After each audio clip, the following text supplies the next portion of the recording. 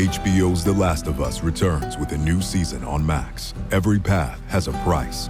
5 years after the events of the first season, Joel and Ellie are drawn into conflict with each other in a world even more dangerous than the one they left behind.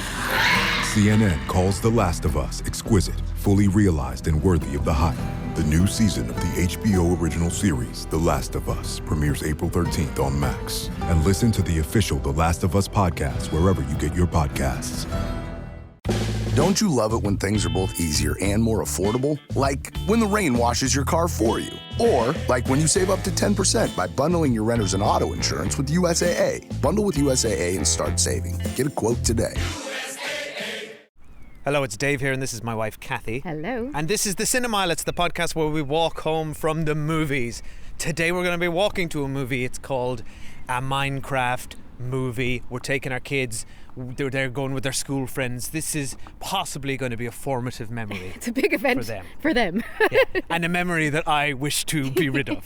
We haven't seen it yet. I guarantee it. I'm not excited. This looks dreadful. The trailer makes me want to crawl away from the screen and weep for humanity. I'm not into this. Isn't for me. I get it. It's not for you. Yeah. Look, I thought the trailer looked fun. I like Jason Momoa. I like Jack Black. I am concerned that Jack Black is at this point the only actor cast in kids movies. Or in like looks like just Jumanji again. Yeah. And he's the only actor in video game movies, right? Yeah, it's weird. So I'm fully expecting him to play Link in The Legend of Zelda next. Yeah, I'm looking forward to it. The kids have been counting down since it's a 6 year months ago. I remember a year ago I think this trailer came out, or maybe it was 6 months. But they were so excited, and they were like, when can we watch it? And it seemed like so long ago. So yeah. Yes, it is lovely seeing the infectious excitement and enthusiasm that they have, and so far that's the only modicum of excitement I'm able to glean for anything to do with this. I like the idea that, I know it's a bit Jumanji-esque and basically looks like Jumanji, but the idea of real people going into the Minecraft world, because I think for a kid that means they can imagine what if they got to go into the world, I suppose. Albeit it feels like it could have been more creative if they'd done it. Yeah, I'd have rather it just be an animated thing.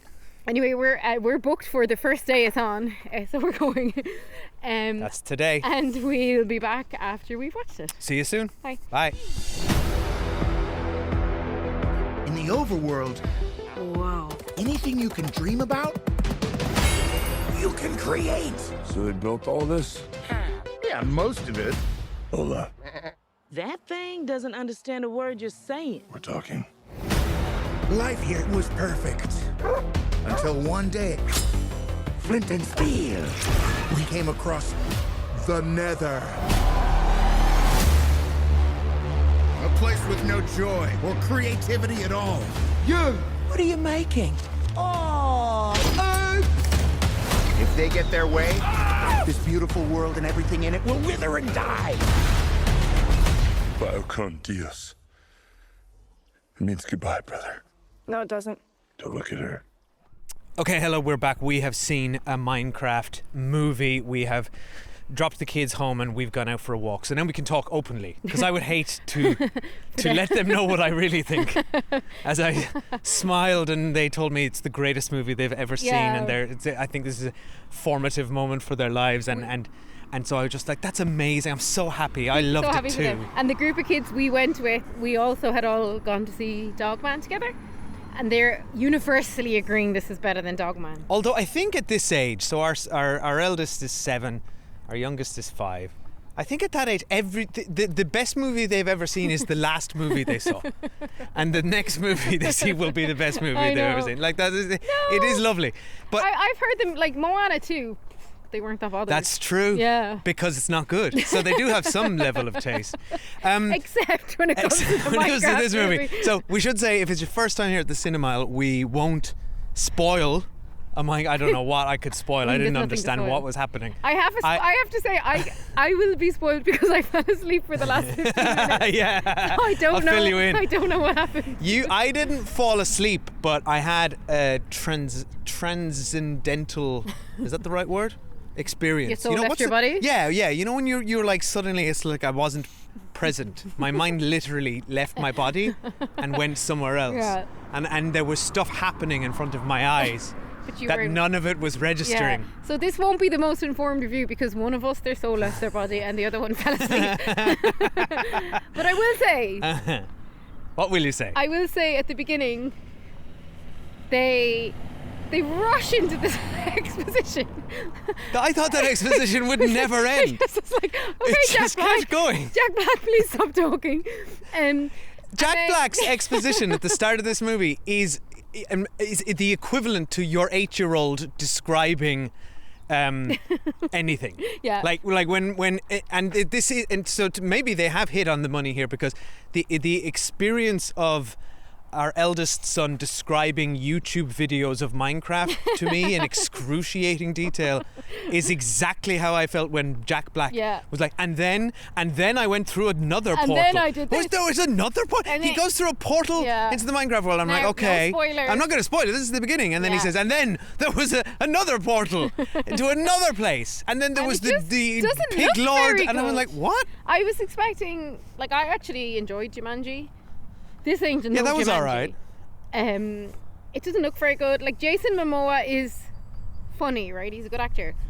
But actually, what is up with his character? I found I had great disappointment when it came to the characters. We've got Jason Momoa and Jack Black, and the entire film revolves around them. And they're essentially the same. If you ask me, they're the same character. They're very macho and annoying characters, right? Now, I had a few laughs at them, but really it's a very poor showing for both of those actors who are very good. Then there was the boy character, a girl character, and a woman character who were all sidelined, but then on top of sidelining those characters, they actually did this really strange thing at the beginning. And like, I'm acutely aware of sexism, particularly in kids TV show and films where it has no business being. And they basically separated the 2 female characters from the 3 male characters, set the male characters off on these fascinating and interesting adventures, and just literally sidelined the female characters. Like, it was quite astonishing to watch. They were given nothing to do. They were given the least amount of personality as well. Yeah, they had no characters. There's no characters. But even the little boy didn't have a character. No, nobody has. I'll briefly explain the characters here. Yeah. Because there's nothing there. There's no character. Yeah. There's no characterization. There's no character development. They are paper thin. However, they are also weirdly specific. Yeah. Like in their initial characterization. Mm-hmm. Like, we are introduced to a former 1980s video game champion who owns a retro arcade store. I liked all who that is in stuff. Financial debt. And I'm like, that is weirdly specific. Yeah. And that explains Jason Momoa's look and his sort of, and there's enough there. There's something there, but that's about it. My 5-year-old turned to me and said, "I love the pink guy. He's so cool." He didn't understand the irony that they were presenting of somebody who was once cool. But he said to me, and then he said, "He's so big and strong." Yeah.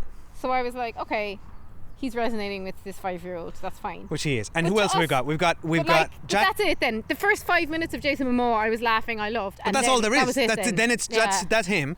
Then you've got Jack Black, who is Steve, which I think is an iconic Minecraft character, we're presented as it was a child who wanted to be a miner for some reason, a miner who wanted to be a miner.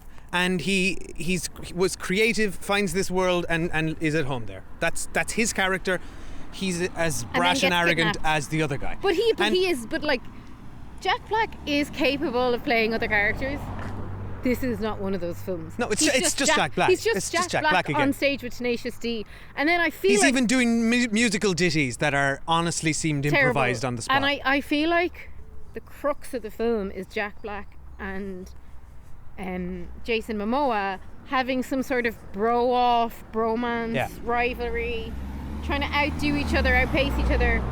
But and who's it was tediously dull. Like, it wasn't, like, I did laugh a few times, but kind of just like, you know, sometimes you'll just laugh because you're in the cinema and something's half funny.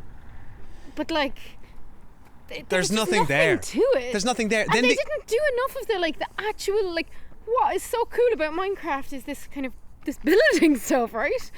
I feel like that nearly got abandoned. You can build anything in Minecraft. And they do a little bit, like they do. You can literally.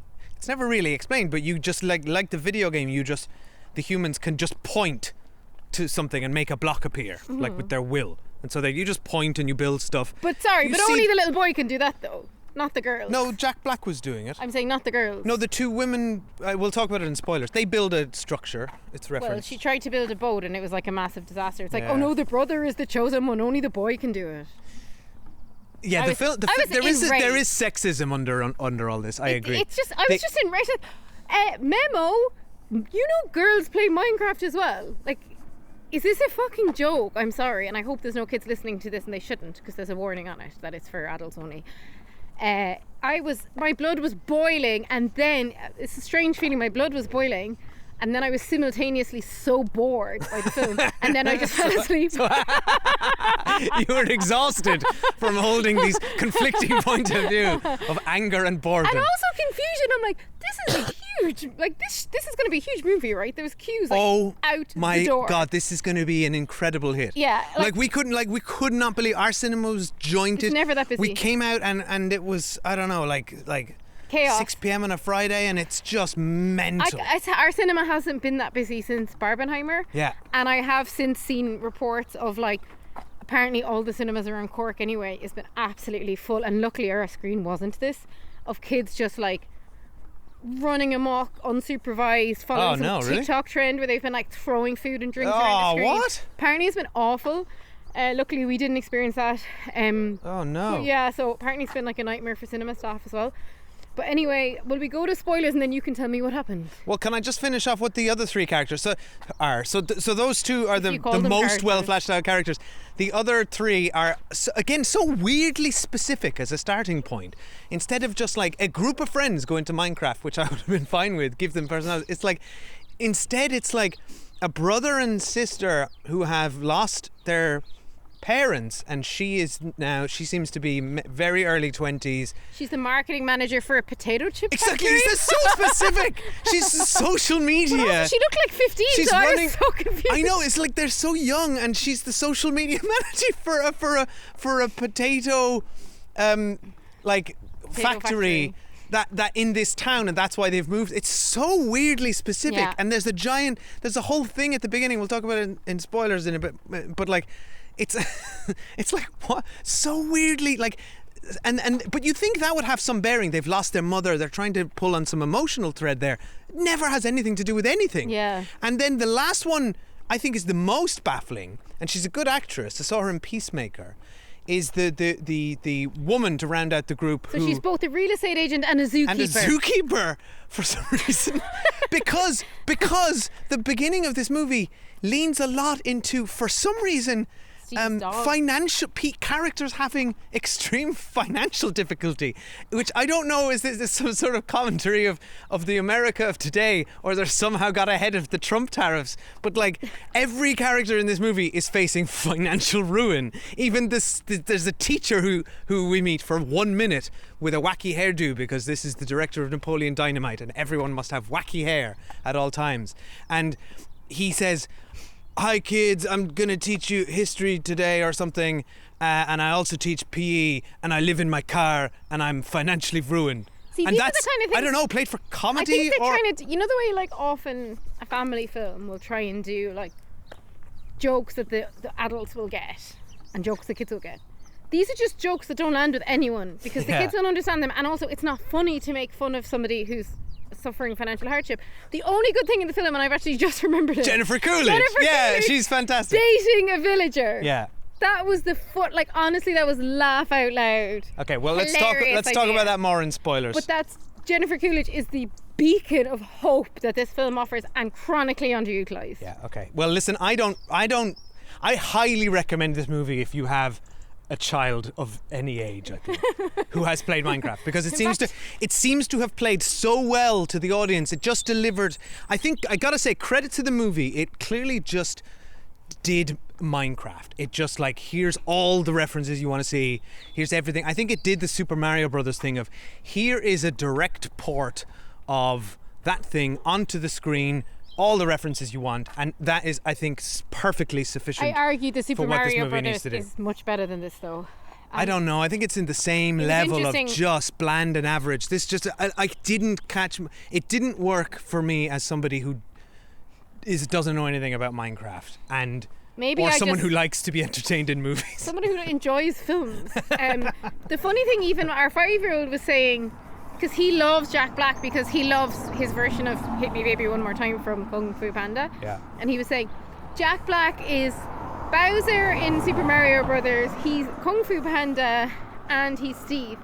And I was like, that's weird. Like, why does our 5-year-old know who Jack Black is? It's like, he needs to not be in some. If a 5-year-old can identify you by all your roles, you're genuinely doing something wrong. Yeah. Or maybe he's doing something very right. I'd say he's being very well compensated for just being himself. I'm sorry on screen. Not to beard shame, but I did not want to spend probably 20 minutes in total of that film on zoom-ins of Jack Black's face, where I swear to God, he's neither trimmed, washed, nor combed, whatever men do to maintain long beards. Like, it was feral. But that's this is so annoying. That's like this, what women put themselves through to be on screen. And Jack Black just gets out of bed. Yes. He's filthy, he's mangy, he's ragged, and he's just on screen doing his annoying riffing, and it's just like, he just shows up to work and he probably gets paid. That's the star power of Jack Black. You can't tell him what to do now. And I like him. Like, I think Jack Black's really talented. I actually personally love his version of Hit Me Maybe One More Time, and I really enjoyed Peaches that he sang as Bowser. But like, Jesus Christ, wash your face. And then even him and Jason Momoa, like, their styles kind of the same. It's just like, they're just so grubby and gross. Like, I didn't get it. Yeah. Anyway, right, spoilers, and then you can tell me what happened at the end. All right, so you might hear a quick break. You might hear a quick ad here, and we'll be back in 1 minute. Okay, so spoilers now for a Minecraft movie. I don't know how to explain to you. I don't even remember when I fell asleep. What happened, but it was so boring. The third act is so the movie essentially becomes, the first act is kind of all the human stuff. Getting to Minecraft. Yeah, and I'm like, which boring. I was the most interested in. No, I wasn't. I was like, get to Minecraft and actually. No, I think the movie got so boring when they went to Minecraft. Yeah, but it should have gone to Minecraft and then not been boring, you know? Yes, exactly. And so we go to the Minecraft, and then it's just quest after quest after quest. We have to go to this iconic Minecraft location, presumably, to get a cube to put in the other cube. Yeah, we're going to fight a chicken. Everyone started screaming chicken jockey. I think that's a thing. Is that meme? Look, I don't know. Oh my God, I've never felt so old. My favourite thing was when Jace, actually this was my favourite scene, and all the kids said it was theirs afterwards. Well, my favourite scene was Jennifer Coolidge dating the villager, but my second favourite one was Jason Momoa fighting against this like baby zombie on a chicken, and the kids lost their mind for that. Yeah, they loved afterwards, that. They knew what it was, and it was their favourite thing. And the audience, there was clapping and cheering in our cinema. Like, it's so incredible to be on the outside of a cultural phenomenon like this, but to witness it, it's impressive. Yeah. But all that stuff was so weird, because they kept building up to, we've got to go to this woodland house. It's really dangerous. Mm-hmm. You shouldn't go there. No one should ever go there, but we have to get ready, so we have to go first to the mine, and then we get the thing. It turned into Journey in the Centre. I turned to Dave and said, we must show our kids Journey into the Centre of the Earth. Yeah, I was sitting there they went thinking, into an actual mine. there's good movies out there they could watch. And then they just were like, okay, what? Now we need a plan to distract someone in the woodland house because there's pillagers or something. And then it just, instead of, I thought there'd be a whole approach to them going to this place, but it suddenly just cut to them, Jack Black and Jason Momoa dressed in some sombreros and playing. Right, I missed that. Playing Thank music. God, Were you asleep for that bit? Atrocity. That's it. So it's a hard cut to that for a gag. That sounds and the perfect. boy is sneaking in to get something, and then suddenly they're in a wrestling match, and I'm just like, wait, I did see stuff that. is just happening. Do you know what? I saw it and I actually raised it from my mind. And then the third act is just this big Lord of the Rings battle with. This is where my mind, I couldn't, my mind just left my body. I couldn't follow what was happening. I wasn't interested or invested in anything. People were just showing up and doing stuff and being all cool, and I was just like, I just want this to end. At any point did they let the girls back into the gang, or were they just on their own? Yeah, they're involved in the battle, and they're incredibly accomplished fighters now. Everybody is. Okay, great. Yeah. After spending, I don't know, one day in this world. I gotta say, the design of this movie is also baffling to me. Hideous. Minecraft is such a specific 8-bit look, and I just think they should have, what they should have done is kept that and created like the Lego movie, right? The Lego movie is how, if you ask me, how you do this right. Port an incredibly popular toy/video game over, where you keep it in, it looks exactly like the thing, and it is interesting, and it has a meta commentary. I mean, the Lego movie is outstanding compared to this. The Lego movie is incredible, and so instead what we get is this like attempt to bring the Minecraft world into some sort of halfway reality that would allow people from the real world to enter it and not look out of place. So everything is like oddly textured and 3D but still square, and honestly the design of the villagers, for instance, will haunt my dreams forever.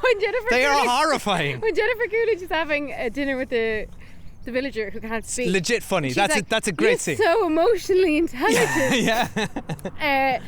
Like, that's a highlight. And I like the noise that the villagers make. Their laggers are, And then in the post-credit sequence, somehow she was a villager. I don't know what was going on there. She'd learned his language and he'd learned her language. Right, okay, of course. Right? Naturally. And his voice was Matt Berry, of course. Anyway, I'm sure it's going to be a box office hit. I'm very happy for them. It's nice to have a kids event movie, but an awful shame to have, from what I've seen on online comments and stuff and local Facebook groups, like genuinely out of control, like kind of 11, 12, 13-year-old boys just let loose in the cinema, ruining it for all the staff, ruining it for all the other viewers. And it's like, if your kids are not capable of minding themselves in social interactions, it's genuinely unfair of you to let them go and ruin what is a really special event for kids. And anyway, I'm sure people don't realise their kids are like that when they drop them off, but like, not to sound old, but is this because cinema has really is in trouble and people don't go as much? So are kids not? These will be kids who were in the pandemic who won't have probably experienced cinema as much as others. Also, look, that's what I mean. So they don't know proper cinema etiquette, when right? I was like 12, 13, me and my friends went to the cinema and carried on a bit. But what I saw people talking about here is much more than carrying on or whispering. It's like people throwing stuff, running around the screen, ruining it for everyone. Hate to see it or hear about it, especially on like family cinema trips are so expensive. Like, we spent more than 50 quid to go to see this and get snacks and stuff for the kids. Like, it's actually a big investment to go and bring your family to cinema. Anyway, right, we'll stop complaining. Glad the kids saw the best movie ever made for them. I'm really happy they enjoyed it. Yeah, glad I got a nap. And I look forward to whenever it comes out on demand for them to just watch it on repeat over and over again while we refuse to enter the room while it's on. Anyway, thanks for listening. Bye. Bye. Oh, wait, we should say you can please leave us a review. That'd be nice. Please, if you don't mind. Yeah. And you can head over to our Patreon if you'd like to support the show. If you've been listening to us lots, we'd really appreciate it. And you can join our community over there, the Cinemile High Club, where we have hundreds of people chatting every day. It's like our own little social network. Yeah, exactly. Movie corner. Yeah. And it's patreon.com/The Cinemile. We do a retro movie every month. We're watching Doctor Strangelove this month, a first time watch for both of us. And we've done loads of TV reviews. We've got all of the White Lotus spoiler specials up there for season 3. We're going to be talking about The Last of Us and lots more. Patreon.com/The Cinemile. And let us know what you think of the Minecraft movie please. By emailing us, thecinemile@gmail.com, or messaging us on Instagram, Letterboxd, YouTube or Blue Sky @The Cinemile. Bye. Bye.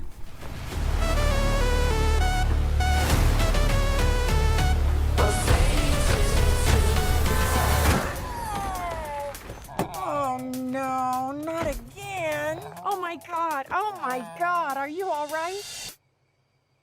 Your head is huge. Unexplored catacombs buried beneath the city. A crumbling castle perched on a mountain peak. A top-secret government bunker. A cursed mansion cloaked in legend. I'm Sasha Auerbach, Join me and Tom Ward every Wednesday and Sunday as we reveal the mysteries and histories of abandoned places around the world and ask, where did everyone go? Brought to you by Like a Shot, makers of Forbidden History. Search for Where Did Everyone Go on your favorite podcast platform.